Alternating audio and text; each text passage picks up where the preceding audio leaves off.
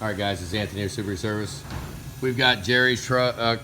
Jeri's truck. It's a 04 with an 03 engine. It's did have 0.16 volts ICP, so we assume ICP sensor is leaking.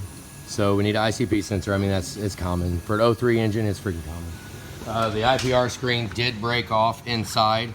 It was broken, but this was basically, it was kind of acting like a hot nose start. It's pretty much what it was, because it fired right up this morning when we brought it in.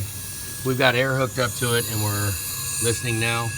We've got some air coming out of the oil filter, some air coming out of the oil fill, and some air coming out of the crankcase vent. So when they come all the way around like this, I didn't video when I actually drove it. It's been hectic. Our lot's completely full of freaking trucks. That gets out of control. But I didn't diag it, but it did not max out IPR hammering on the pedal. So, I mean, the pump could have a seal screwing up inside. It could, causing it when it gets hot. It actually will leak from the shaft, or it'll leak backwards through the pump. I mean, I don't build these pumps. I don't know everything about what fails in them, but 03, 04 high pressure pump is a very common failure. But it also is very common for it to get misdiagnosed. So what we actually see quite a bit of is, oh, go grab a pump and a J-tube. Go see if you can grab it. There's an O-ring on top of the J-tube that goes into the high pressure pump cover, and very, very common that O-ring will get chewed up, and that could be the leak. What I always say is to have people ready. You know, if that O-ring on top of the J-tube is bad, then we could potentially gamble, put it back together with the same pump in it, and just reseal it.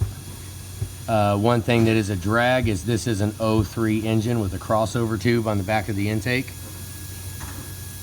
So it wouldn't be bad to get rid of that crossover tube, but it's going to take a pretty good investment to do it. We're going to take the intake off, do all kinds of crap, maybe put an intake on it. That crossover right there that's in the middle of the screen. So, but you know, here's the J-tube right here. This is the top of the pump spinning around, so it's sitting in the truck. It sits in the truck just like that, right here. It sits like that, and that O-ring seals inside of the pump cover. So that O-ring gets chewed up a lot. It's not necessarily the O-ring under it. It's almost always this big, hard nylon O-ring. So could be that, but if that O-ring looks good, it's just, to guarantee it, you can't do it without taking it apart. And you can't take it apart without taking the intake off, the turbo. I mean, it's substantial. You got to take a bunch of stuff off. So 03 high pressure pump with the crossover tube on the back is, especially with an EGR cooler in the way, I mean, it's not for the, you know, it's, you got to take it all off. So, so there's, I mean, with the hot air test, it was building 200 pounds. It needs 500. It was building 200. Sometimes that could be an IPR valve. Building 200, 270 pounds could point to an IPR valve, which is this valve right here. That's in it. This is very crucial for the engine to run. Very, very, you'll be dead in water. But normally, if these take a crap, they're gone. They don't intermittently. An IPR valve very rarely will cause a hot no start. That's very rare.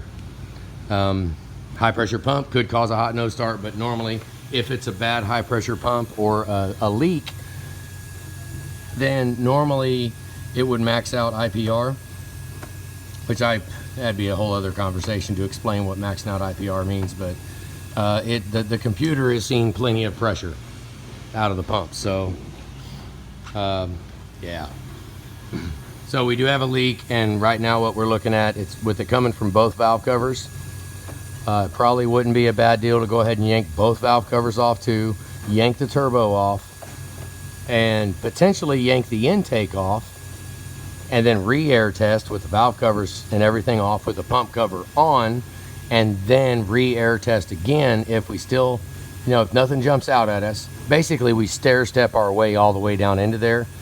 But it's not that big of a deal, because if we're going to take it apart anyways, we might as well test through the procedure. And if it is, I mean, it could be It could be one of the quick connect fittings on one of the rails. It could be quick connect. I mean, there's all kinds of stuff it could be. So, but we need to dig ourselves down and keep air testing as we take different stuff off.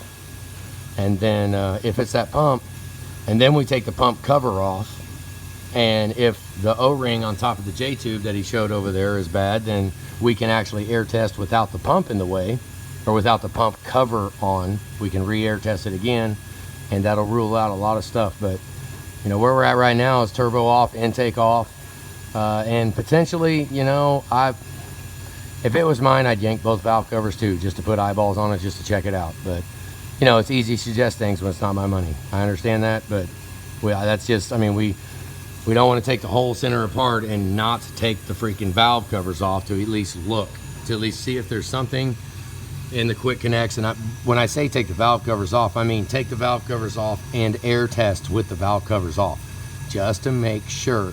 But if we're going to do it, we need a decision right now, because it's freaking hot. So we need to air test when it's hot. That's why we call this hot air test. If I was to get the thermal imaging camera out, this oil was 199 degrees when I shut the truck off. It's hot. Poor Darian just burnt the hell out of himself getting it done, but you know, yeah, he has gloves on. But yeah, so heck, I don't even remember. ICP sensor, the pigtail. How'd the pigtail look? Can we clean it up? I am not a big one on cutting the pigtail out if it can clean up.